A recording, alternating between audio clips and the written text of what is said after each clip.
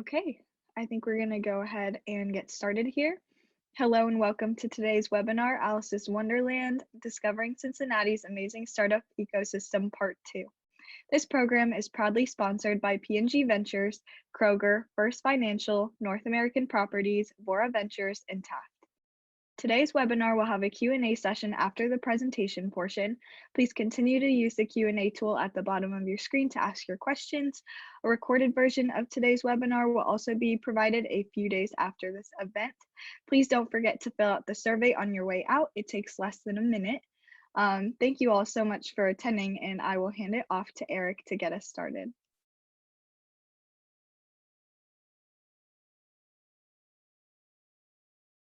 Oh, Eric, I think you're on mute.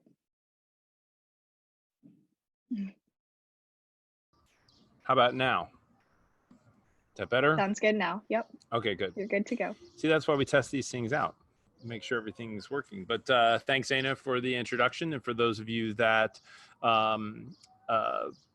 were not on last week's call, I think that was Thursday, sometime the end of last week, kind of gave an overview of Startup Cincy, this ecosystem that we have kind of branded here in the greater Cincinnati region, and it's inclusive of incubators, accelerators, universities, et cetera.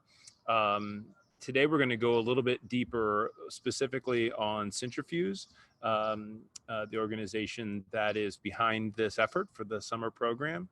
Want to go into how we were started and the why behind that, and just kind of scratch a little bit of what's going on here from an ecosystem standpoint and Centrifuge's role and kind of some future hopeful aspirational goals that we have.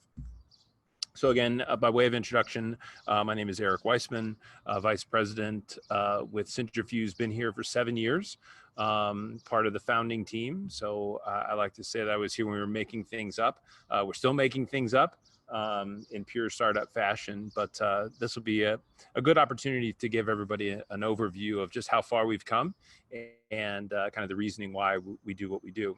I'm on the 4th floor of Union Hall, a co-working space in the middle of over the Rhine. So I thought it was a great summer day, and what better time to take advantage of that and have this call outside. So I just wanted to give some condition setting for entrepreneurial ecosystems and this whole movement that we're a part of. And the guy in the upper right-hand corner, his name is Steve Case, and serial entrepreneur, billionaire, founder of a company called America Online, or AOL, which back 20 or 30 years ago was the nation's first foray to the internet. And he really commercialized and monetized that, and later became the chairman of Time Warner, made a ton of money and decided to get into venture investment. And based out of Washington, D.C. Steve is from Hawaii, but he works out of Washington, D.C. And it was about 6 years ago when he had this concept or this thesis that came into his head, and the stats are still true today. 75% of all venture capital in the United States, 75% goes to just 3 states: New York, Massachusetts, and California. So that leaves the rest of the country fighting over that remaining 25%. And Steve and his group at Revolution, that's the name of the fund that he leads, they didn't think that was a sustainable equation, right? They didn't think that was right. That's not fair. That's not inclusive of the rest of the country.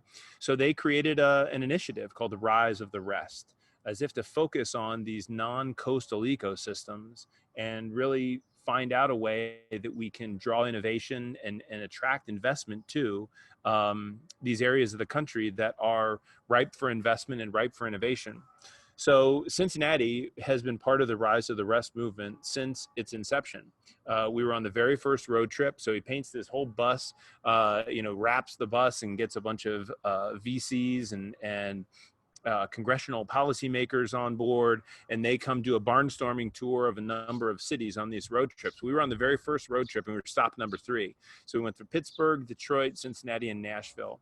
And that really that woke me up when I was just new at Centrifuge and new to this whole ecosystem thing, that there are other people like us, that there are other cities that are trying to differentiate themselves and trying to figure out how to grow and remain relevant, competing with each other and trying to stay just one step ahead of the curve, that we could learn from, that we could be better than, that we could work together with.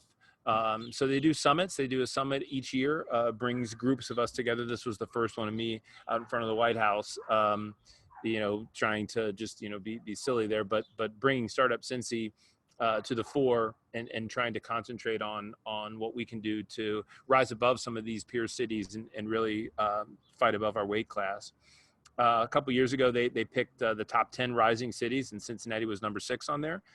So this is, these are the cities that we are competing with, and you'll see that, that Ohio has 2 cities on there. No other state is represented with 2 cities. And these are the not usual suspects, right? When you think of Boston, Silicon Valley, Miami, and of course, New York City from a hotbed standpoint. But I just want to set the stage of this is the why we're doing it, and this is some support that we have behind us. I went over this slide the last time, so I'll just kind of gloss over it real quickly. But another organization that focuses on helping founders and helping entrepreneurs is the Kauffman Foundation. And they noted a few years ago that new business creation in the United States is at a 40-year low. And if you're an organization that's dedicated to fostering entrepreneurship, that's a troubling stat for you. So what can you do to help grow that section of the economy? And now, especially in this COVID era, when we're rebuilding our cities and towns and regions, we need to keep all of this stuff in mind and focus on what resources we have and where we can deploy those and where we can collaborate and where we can share resources to grow our economy. But that's the ultimate goal of Centrifuge, of any of these organizations, is to move the entire region forward by focusing on economic development, specifically through startups. So that's just setting the stage there. While I'm going through this, if anybody has any questions, please pop them in the chat. I'll bot back and forth to make sure that we're hitting them. There is a Q&A button at the top that we'll be using at the end. I've given this presentation countless times, so I'm pretty comfortable with what I have to hit. So I don't mind stopping and pausing and double clicking a little bit on any section, but just use those tools, and then we'll dedicate some time at the end for deliberate questions. But I just wanted to say that. So let me just start off with a little bit of a quiz of if we could boil it down to the 3 things that startups need. And I'm going to ask you guys to think about this in order of priority. What's the most important? But if you could say that there's 3 things that startups need, they need a lot of stuff, but let's just boil it down to 3. Talent. They need people working on their stuff. Customers. They need somebody paying for their stuff, and they need money. They need support. They need funding for this. If we could put that in order, what do you think? Let's just get some questions or some answers in the chat. What do you think is the most important? If there were just 3 things, how would you put those in order? Would it be talent, customers, or money that's the most important? What comes first?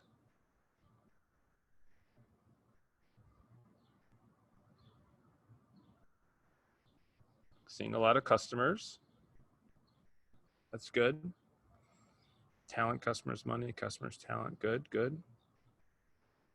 Yeah, I like to play this game when I give these type of presentations, because it really makes you think about what do you need and what is a business. I'm seeing a lot of customers. That's what I think is the right answer, is customers. Because if you don't have a customer, if nobody is paying for your service, then is it a business or is it just an idea? So as soon as you find customers, then you've actually got a business. You've got somebody paying for what you're supplying, and then you need talent. Can you keep this up? Can you scale this? Can it go just beyond 2 guys in a whiteboard? Can we come up with a way to make this sustainable? And that's where the money comes in. The money's not going to come before you have customers. that's a little fantasy talk, just like thinking that somebody just gives you some magic beans and you can have a startup. You need customers first. They want their money back. There's going to be some return on investment there. So if you have customers that are helping support your business, if you have a team that's together on scaling that business, then the money will follow. So that's the framework that, and again, we can argue semantics and ways around that, but that's the way I like to look at it, is customers, talent, and money. Now think about that from an ecosystem standpoint. Does your ecosystem have that? Are there customers here that are willing to pay for, or you can be introduced to, that will help support your business? And where's the talent coming from? Who's going to work there? And is there any money? Is there any support from an investment standpoint that's readily available to these startups? So Centrifuge is a goofy name, but it stands for a public-private partnership that was established to drive the next phase of growth for the region. And, when you think about it here, we've got two big groups that came together. There's the city and civic leaders, those city council members and the mayor and county leaders that wanted our region to be progressive and to not be left behind. And then there's these big co's, these large global corporations that call Cincinnati home, that knew that they couldn't be the only ones that are supporting growth for the region. They're the region's largest employers, Children's, Fifth Third Bank, Procter & Gamble. They employ a lot of people, but once you get to be a certain size, whether you're Great American Insurance, I'm not picking on them, just saying from example, Kroger, you get rid of as many people a year as you hire. You're just kind of treading water. There's only so many baggers that you can hold on to, or call center people that, there's just a normal churn when you get to be that size. So when you're a city that has 9, or I think we have 8 now, Fortune 500 companies, that's not that's some outside pressure that's unwelcome. You've got activist shareholders every now and then that ask you to make dramatic cuts to your management team, or your middle management team, or even your executive team, and they're looking to thin the herd. That was a way that's not, it's kind of frightening from a prospect standpoint of how are we going to grow if we've got all these large global corporations, and what's going to keep people attractive to coming into town. We can't put all of that weight on Procter & Gamble's shoulders, for example. So this is just a smattering of folks that I refer to as the architects of Centrifuge. They comprise a group called the Cincinnati Business Committee, or the CBC.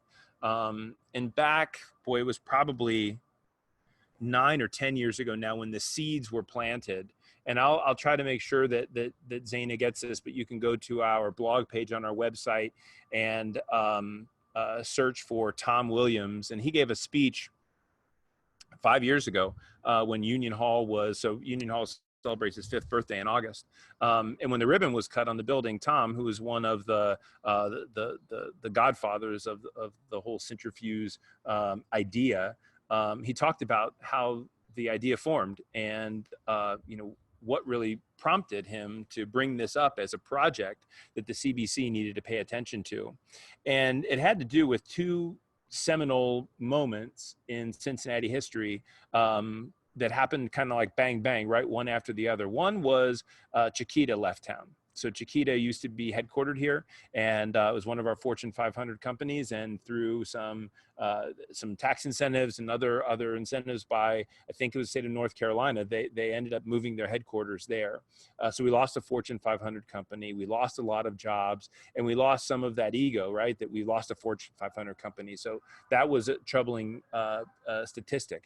At the same time, CVG, our airport, lost its hub status. So it's no longer a Delta hub. And these things were wake-up calls for the city leaders to say, what are we going to do? And how are we going to, what are ways that we can grow and remain relevant?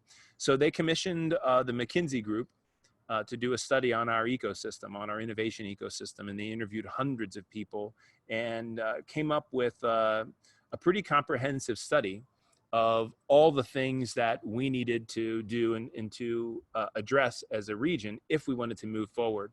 So as most good consultants, they come up with this kind of puzzle pieces. The green pieces are the ones that we have in place. The yellow ones are ones that are kind of there but needs a little bit of help, and the gray ones aren't there. And so we Centrifuge took this as a strategy framework and began to attack the making the yellow into green, keeping the green ones there as much as we can, making the yellow ones turn into green, and hoping the gray ones turn green, but we'll settle for yellow in between there.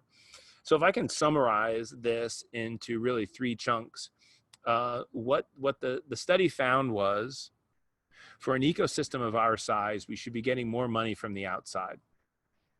If we want to grow, and we can't keep asking the same 5 people for money. There's only so many Castellinis and farmers and lenders to go around. If you want to grow, you're going to have to ask more people for money. You're going to have to bring that capital in from the outside. So you got to solve that. And the second thing, which we talked about last week, was the coordination of the ecosystem. And that's really in that second layer down: entrepreneur services and events, ecosystem coordination, physical hub, et cetera. You need something in that area that there's a lifeguard in the pool. There's somebody keeping track of what's going on, and really minding the gaps of where there aren't enough services and where the overlaps. Geez, Pete, we got a lot of accelerators. Is there anybody paying attention to how they're getting along, or how they're making their the region a little bit stickier? So get more money from the outside, find a way to coordinate the ecosystem. And then the third thing was this physical hub, was having a belly button where everybody could go to, or at least know that this is where I go to get checked out, there to check into, and to see people that are coming from outside the ecosystem. If people are from the outside the ecosystem, this is where they come to get plugged in. And now, so this was done before 1819. So if anybody's a University of Cincinnati student, 1819 is their hub of innovation. And now there's a Cincinnati Innovation Corridor that is taking a lot of attention from the state, this entity called Jobs Ohio. So this was all pre that. I mean, we were literally making this up back 7 years ago. And it's really awesome to see so many co-working spaces now, so many more accelerators, so much ecosystem coordination, and so many funds popping up. I think just in the last year, there's been a handful of new VC funds that have started out here in Cincinnati. So those are the 3 big things, but I wanted to give a framework of what Centrifuge and how it came to be. And it was really from an origin of the study that the McKinsey group did. Here are some recent headlines of, the one that I really like, Inc., Forbes, CNBC. Those are all really great, reputable outlets. But the one that I like is this top one. And Inc. magazine, Inc., because it was online, Inc. pointed out that Cincinnati created the blueprint for how to create successful startups. It doesn't say Centrifuge created the blueprint. It says Cincinnati created. And that means our whole region.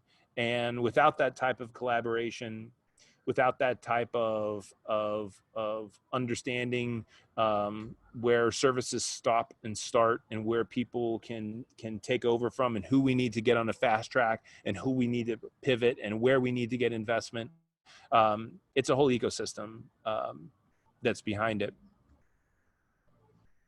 Just check on the chat here. So, from a mission standpoint, our mission, the Centrifuge mission, is to have Greater Cincinnati recognized as the #1 tech startup hub in the Midwest. There's 2 operative words in that sentence: hub, meaning we know we're not the final destination, right? But if we can be part of your story, if we can be part of your journey and part of your success, that's what we understand our role is.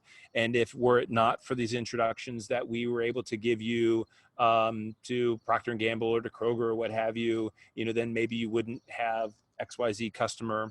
But hub is operative. And then Midwest, we want to be part of, we're not trying to be Silicon Valley. We're not trying to be, the next Austin, Texas. We know we're in the Midwest, and we think we can hold our own. There's this thing going around called not going around, but it's called topophilia. It's love of place, and we think Cincinnati's got a lot of that. That from a geographic region, from a geographic standpoint, it's not too hot, it's not too cold. We're kind of right in the middle. We've got some hills. It's not flat like Florida. It's not mountainous like Boulder, but it holds its own. So we want to understand that we're part of the Midwest, and these are the peer cities that we're competing with. So that's our mission. Whoops, let me go backwards. Hold on.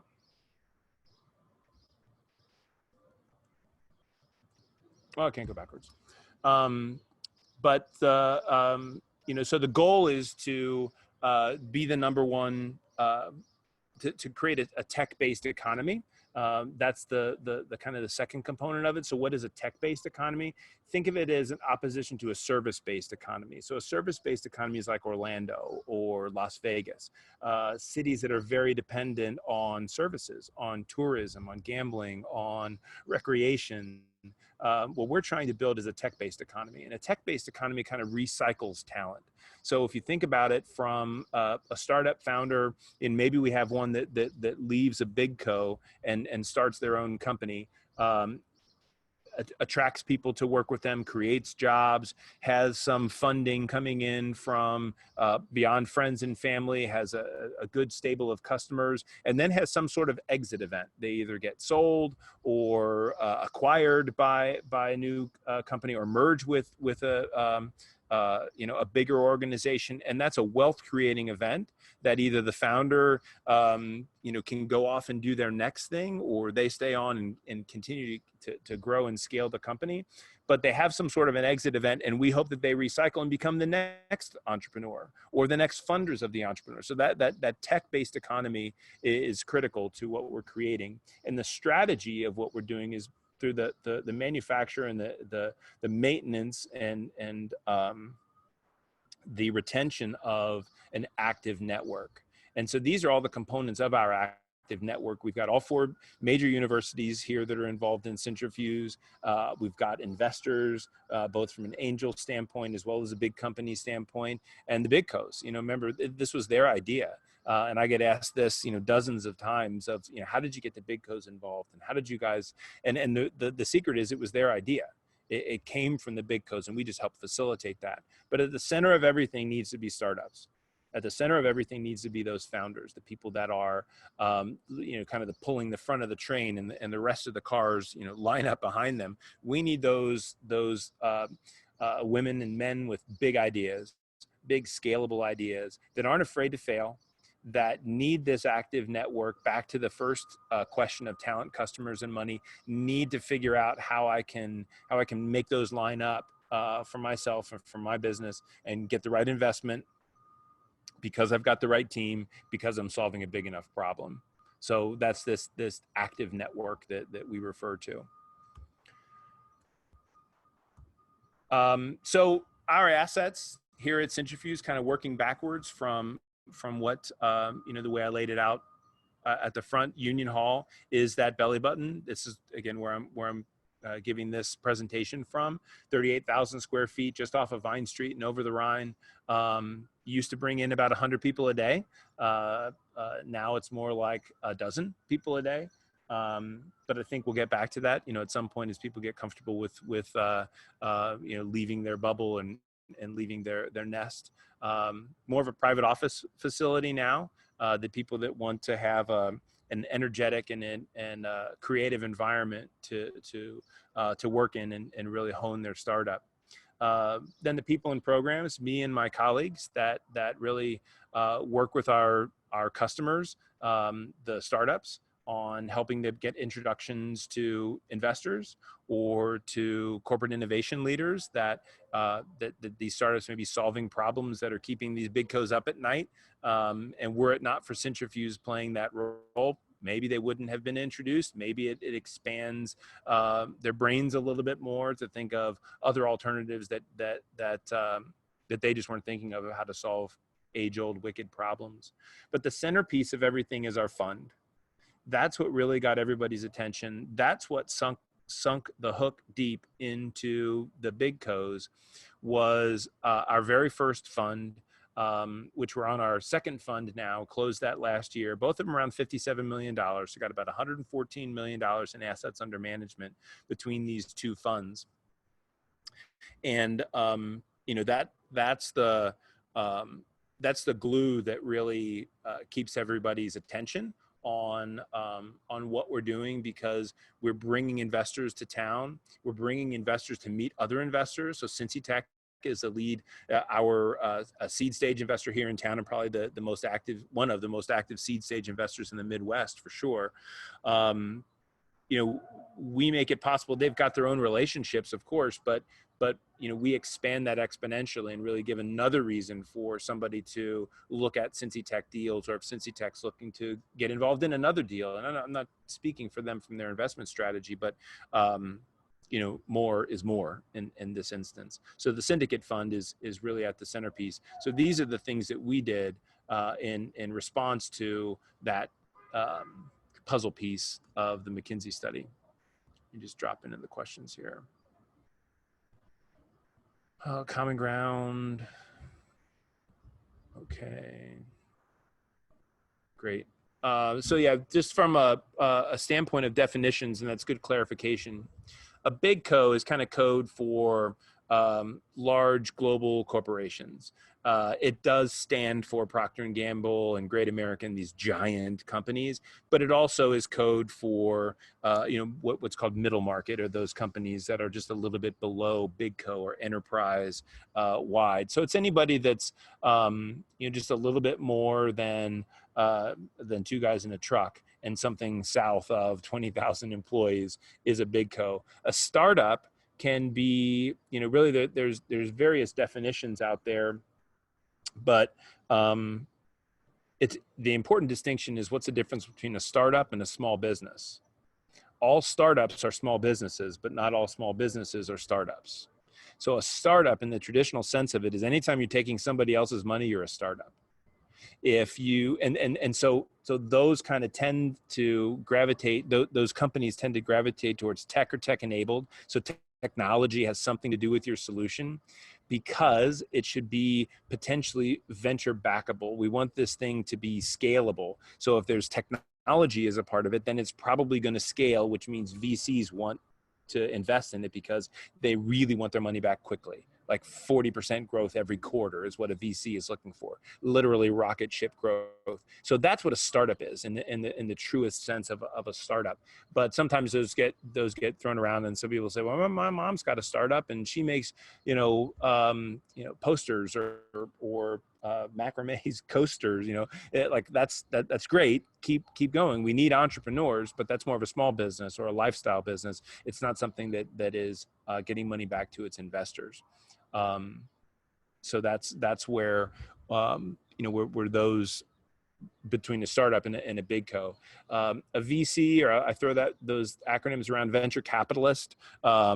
Those pool a bunch of other people's money together and invest in a portfolio of companies that they feel they've got some unfair advantage to help move them forward, so that they get their money back, and they get their money back for the investors at an exponential rate than you would get in the market by just investing in companies in the stock market. The ultimate goal of a startup is to get acquired, is to find somebody else to, that's your exit plan, or that's your exit strategy, to have that type of an exit event. I shouldn't say that's the only goal. A lot of startups are more on the social enterprise frame of mind. But that's the traditional goal of a startup, is to, and for sure the investors want to get paid out. They want to support, great ideas and great entrepreneurs, but it is a capitalistic play, and at the end they want to get their money back. I'll answer the common ground question. I got just a couple more slides here, specifically about our fund, and then I think that would be a good opportunity to hit on what the difference is between us and other ecosystems. So in this economy that we're building, we got two sides of any economy. It's kind of Econ 101, there's supply and demand, right? And we're trying to match our supply, which is coming from the startup side, to the demand on the big co side. And you don't see that in a lot of other ecosystems where you've got, the demand side is coming from the general population, or the demand side is coming from the Apple App Store. But we're trying to build an economy here. We're trying to foster a community here. And that's leveraging the assets that we have here. And we've got a lot of big co's. We've got a lot of corporate innovation leaders that call Cincinnati home, that want to remain in Cincinnati. And that's our demand. And that's where we're taking it from. That doesn't mean that if you're a startup that doesn't want to sell into the big co's and doesn't want to sell into the enterprise, so I may use those words interchangeably, that doesn't mean that it's not right for you to be in greater Cincinnati. It just means that, kind of like Velcro, this is the sticky stuff. This is what I have to offer as Cincinnati. So if you can take advantage of it, great. If you can't, it may not be the right place for you, but we'll be rooting for you and hopefully, find some ways, some assets that, that you can leverage. But that's the two types of the economy. So our funds now were created with really three goals in mind for our investors. And our investors, or LPs, which stands for limited partners, are those a lot of those names that were on the architect slide, these big co's that call Cincinnati home. The fund, while Centrifuge itself is a nonprofit organization, the fund is a for-profit instrument. So first and foremost, the objective of the fund is return on investment. Our investors want their money back. You give me $5 million, I'm going to try to get you $7 million. That's the principle and the underlying factor of our fund strategy. But the second objective of the fund is access to innovation. I like to say that these big co's, they want front row seats to the freak show, right? They want to see curated access to startups that they don't normally see.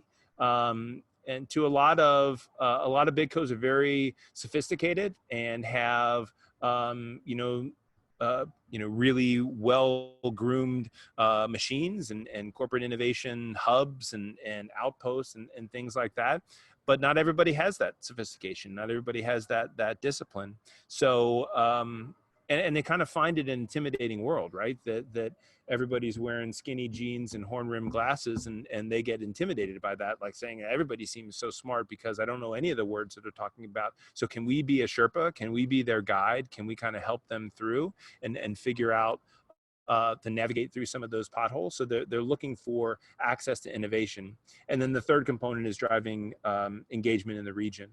Because of these funds that we've invested in, and, oh boy, that went too fast. Because of these funds that we've invested in, those are the bigger blue circles. We've done diligence on countless other funds. So that's the black dots on this graph. So the blue dots are the funds that we've invested in. That we don't make investments directly in startups. So the fund is a fund of funds, kind of like a mutual fund. It diversifies the risk. It diversifies the vertical nature, the business vertical, as well as the geographic nature. Look at these funds. They're all spread out throughout the country. But because of our process, we get the attention of a lot more funds that now know where Ohio is on a map. That's a thing. People don't understand, exactly where Ohio is. You'd be surprised at how many people think it's Colorado. I'm like, no, that's we're over this way a little bit more. But now they know where Ohio is on a map. Hopefully they know how to spell Cincinnati. 3 N's, only 1 T. That throws a lot of people. But they also know that the big co's are engaged here in town, that we've got a concerted effort towards fostering and growing this innovation ecosystem. So this is, to me, is where it all kind of comes home of the work that Centrifuge is doing to invest in these VC firms from coast to coast. There's just a sampling of some of the companies that you may have heard of that we've invested in directly through these funds down in the lower right. So Allbirds was an idea from a DAP grad, so a graduate of the University of Cincinnati. He didn't come up with it while he was at DAP, but he went to DAP and went on to create the ubiquitous Silicon Valley shoe of Allbirds Ring, which sold to Amazon, from a home security standpoint. And then Bird Scooters is another one that, these are all these investable, scalable ideas. And Bird may be a good example just to put your framework on what's scalable. So Bird came up with an idea. I mean, scooters are scooters, right? Motorized scooters, but we're going to rent them and we're going to drop them off by the hundreds in each of these cities. And we're going to make money. We're going to sell rides at $1 a minute or whatever it is. And we're going to hope that thousands of people do that a day. So that's a really good scalable idea that it's not as attractive if it's just in one city. So what's your rollout plan, what's your scaling plan, et cetera. Let's see. What other questions here? Oh, the one about 3CDC and mortar, that's a good one. They're critical in the whole ecosystem, right? Centrifuge, from a 3CDC standpoint, Centrifuge was born of the same DNA that 3CDC was. And I'll hit that when I talk about the ecosystem. That's what I'm gonna end with. I'm gonna wrap up here in a second. But I'll get back to that. The final component, our clubhouse, Union Hall, 38,000 square feet, 4 floors. I'm calling you from the 4th floor outside, but just a way for entrepreneurs to collide and to meet each other and to meet people from other cities, other styles of business. But this is kind of where that all kind of mishmashes and gets put together. So, as far as how you guys can get connected and stay connected, this program is a great way. And hopefully it's just the entree. Hopefully it's just the entry point. Each year we have an event called Startup Cincy Week, which is a week's full of programming. Most of it happens here in Union Hall. It's all free, open to the public. 45-minute sessions of people talking about, a lot of the same content that you're getting now and compacted into 1 week of just back-to-back programming. But it's an opportunity for people, I like this, the carousel that is this ecosystem. It's the one time a year where it slows down and comes to a stop and lets new people on the ride. Because it can look intimidating, right? From the outside of how do I get involved? I don't have a real idea. I kind of have an idea. Or what I hear a lot is, I want to work for a startup. And when somebody says that to me, I'm like, okay, you just told me you don't want to get paid. And that's not what they're saying, though. What they're saying is, I like this spirit. I like the can-do attitude and I don't know where this journey is going to lead. I don't know what the end is, but I like where we're going. I like these types of environments. I don't want to sit at a desk all day, those types of things. And they think that, and a lot of it is true, that a startup is the right way to find that. But what I try to push back into when I do get that question, where do I start, is, what do you like? And what are some of the startups that appeal to you? And that's where you got to get your head around it. It may not be a startup. It could be a small business. It could be a corporate innovation department within a big co that is acting on the innovation side, that you don't have to think that it's all white collar, boring, conference calls and meetings all day. It could be something different. But I would look on social media, follow the hashtag #StartupCincy, and start to just track the people and the companies that are commenting.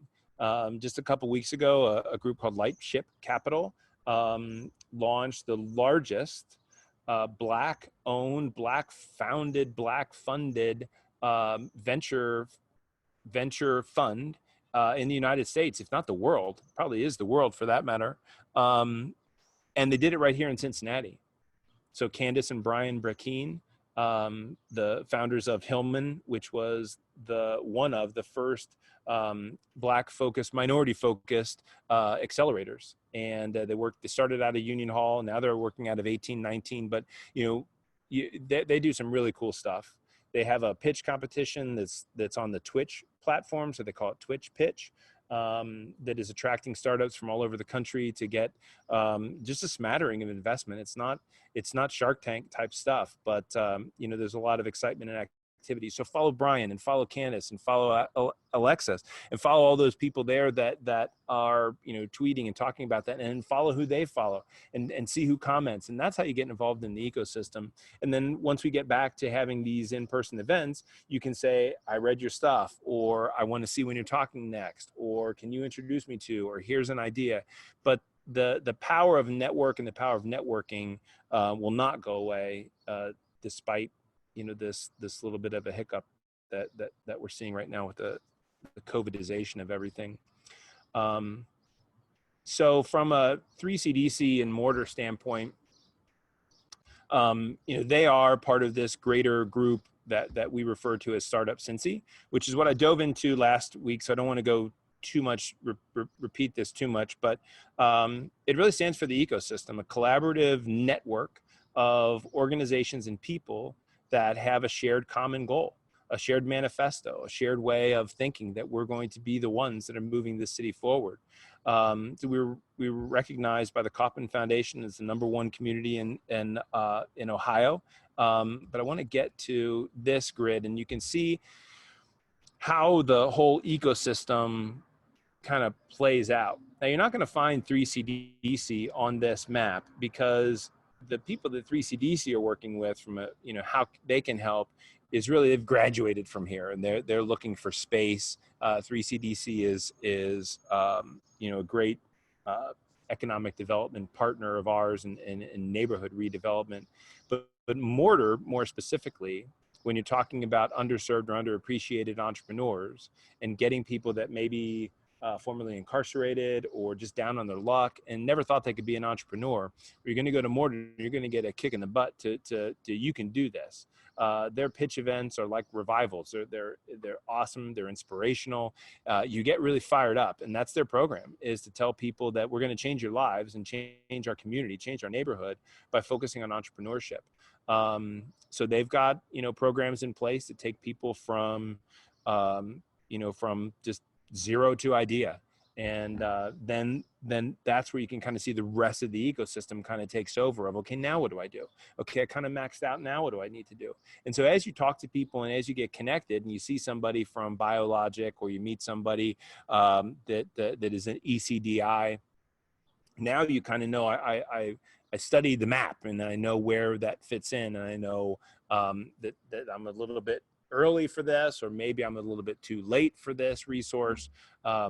But as you get more familiar with on the networking side, on the social media side, that's important to see who you could be linked in with that are at any of these organizations. Zaina, how am I doing?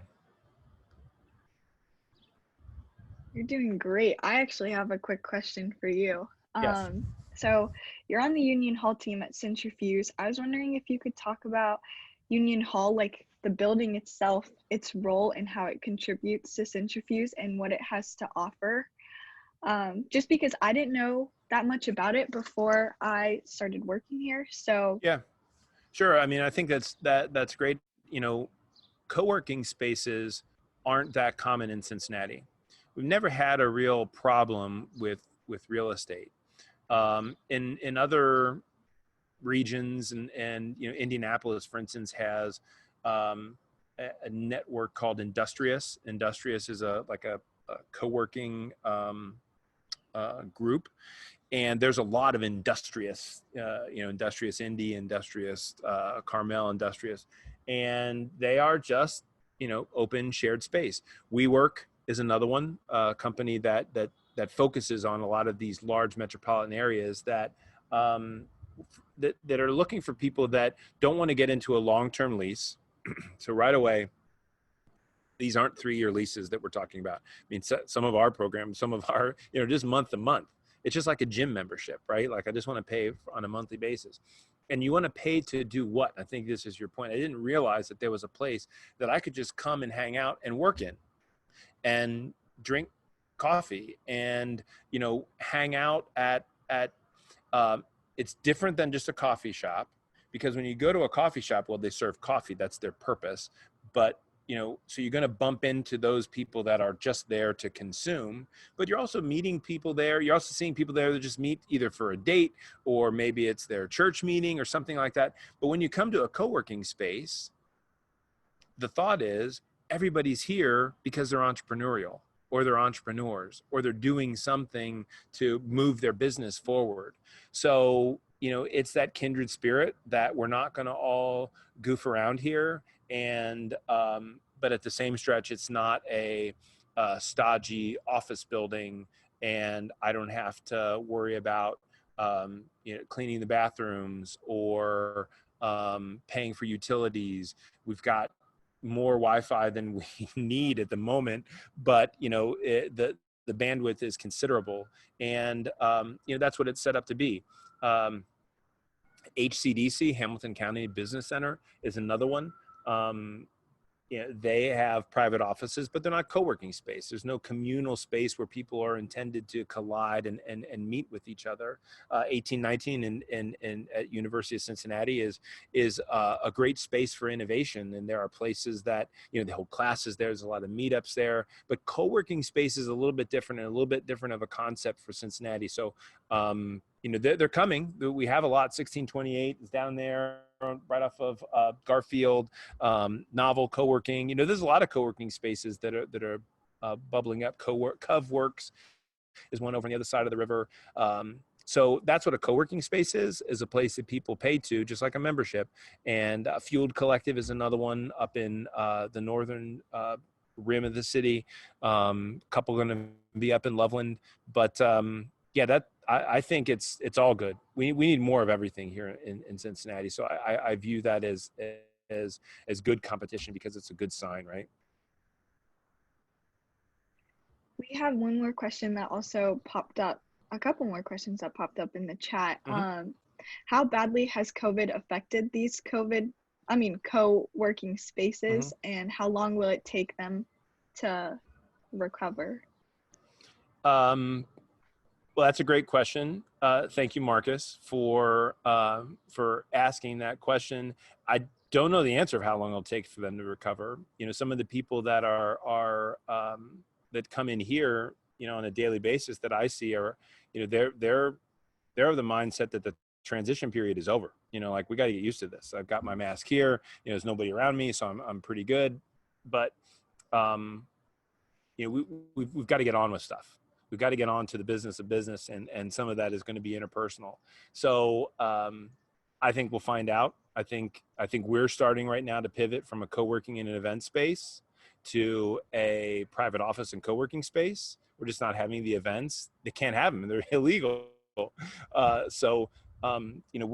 that's not going to be permanent, and that's not going to be forever. And I've seen it. I see it every day on Vine Street, that more people in masks, more people comfortable with what the rules are.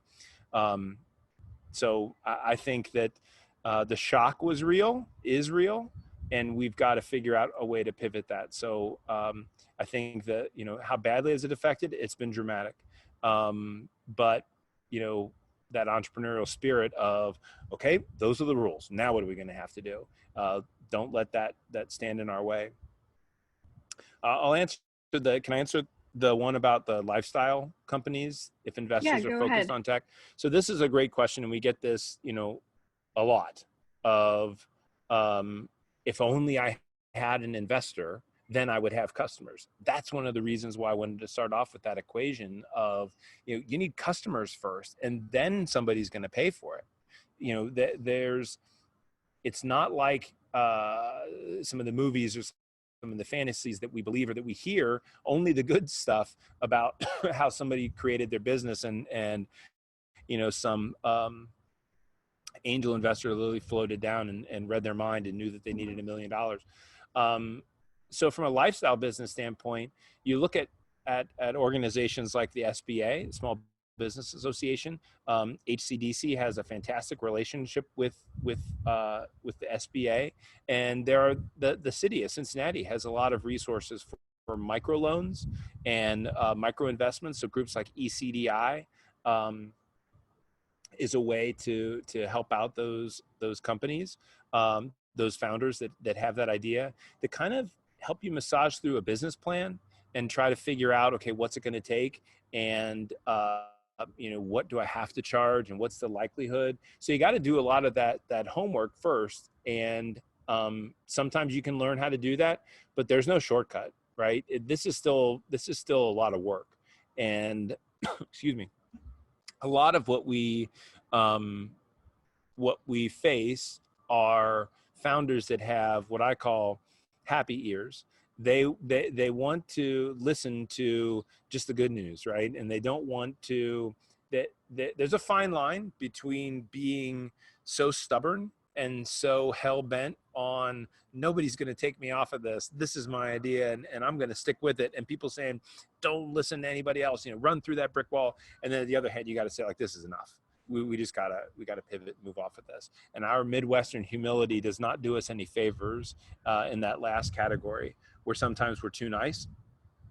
We don't want to offend somebody. We don't want to tell them that idea doesn't hold water. And we've got to get over that as an ecosystem and as a region, for the betterment of the company, right? So there are places that like that. And groups that like ECDI, HCDC, which has a partnership with the Small Business Association. Mortar is a great one. A lot of the universities, I think I mentioned this last time, each of those 4 universities has a center for entrepreneurship for student entrepreneurs that can focus on those resources that are readily available on campus, or that they have relationships with, from a business growth standpoint. Okay, we're getting close on time, so I'm going to ask one last question before I close us out, because I have a couple quick things to say. Sure. But my question was, like, what are some resources or like just kind of action items after we leave this meeting? Like, what can we do to kind of keep track of Cincinnati's ecosystem? Is there anything we could follow or read or watch just to kind of see what's going on in Cincinnati, business-wise, startup-wise? Yeah, so there's a couple. One newsletter, Cincy Inno, CINCYINNO, is a newsletter that comes out. I believe it's 2 or 3 times a week, and then they have a website that's the repository for a lot of stories. They do a really good job. They're kind of a sister company to the Business Courier, so sometimes they're reprints, but a lot of times it's fresh content. That's one. It's just in addition to following the hashtag Startup Cincy, following Centrifuge, following Cincy Tech. Brandery needs to get a little bit better at some of their social media because it's not as current now. Cincy Tech does a great job on really highlighting their portfolio, but also highlighting the ecosystem. The Lightship team, like I mentioned, the Twitch pitch is fantastic, that they're doing a lot of aggressive and progressive stuff there. But Cincy Inno is one. There's another newsletter called Flyover Future, which focuses on what's happening here in the Midwest. And then it's just a matter of paying attention to some of the buzzwords and following some industry leaders like Brad Feld, FELD, he's a founder of Techstars and become a authoritative voice on startup communities. So he's one to follow, but yeah, they're coming out with a new book. So he just wrote I think it's called The Startup Communities Way. I may be butchering that, but there's not many books on this, right? There's it's a burgeoning, just growing field that I think is going to take a lot more emphasis now in this post-COVID world, as we all try to put Humpty Dumpty back together again and figure out, do all the pieces need to fit the same way that they fell when the egg fell off the wall. Right, great. Thanks so much. I'm going to close us out here. I have a couple of notes to make, but first I'm going to say thank you everyone for joining us today. Thanks again, Eric, for sharing your insights on Cincinnati startup ecosystem. Again, the recorded version of this webinar will be available in the next few days. Students, we would love to hear your feedback. Please fill out the survey on your way out. It takes less than a minute. Wednesday and Thursday this week are P&G's Signal event. If you're signed up, please make sure you redeem the invitation sent to your email and have added it to your calendar, because that's how you'll be able to access your link to join the event. If you have questions for tomorrow and Thursday, please email me. Zand might be busy and will not be able to get back to you, but email me instead. My email is Zaina, Zaina, @centrifuge.com. Thanks again, everyone. Eric, if you don't have anything else to add, No, I'm going to say have a I great rest of your appreciate it. day, everyone. Yep. Thanks, Great. Eric. Thank you.